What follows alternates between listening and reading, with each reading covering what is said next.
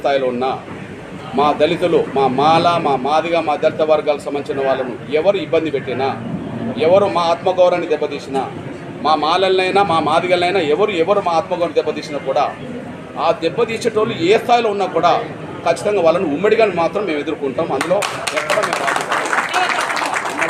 బాధపడం. కానీ ఈ వివాదం అంతా ఉండి శాసనసభ్యుడైన రఘురామకృష్ణ చుట్టూ తిరుగుతున్న విషయం ఈ తెలుగు నేల కాదు, దేశవ్యాప్తంగా చూస్తున్నది. ఈ మొత్తం వివాదం మొత్తం ఆయన చుట్టూ తిరుగుతున్నది. నేను ఆయన మీద ఒక మాట్లాడేదానికంటే ముందు ఒక విషయం నేను చెప్పదలుచుకున్నా.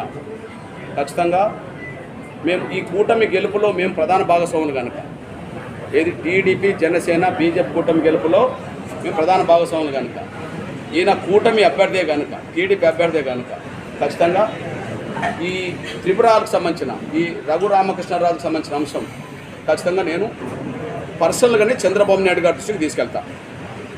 నంబర్ 1 పర్సనల్గానే చంద్రబాబు నాయుడు గారి దృష్టికి నేను తీసుకెళ్తాను. ఆయన ఒక రాజ్యాంగ పదవిలో ఉన్నాడు, ఒక శాసనసభ్యుడిగానే కాకుండా ఒక రాజ్యాంగ పదవిలో ఉన్నాడు. ఆయన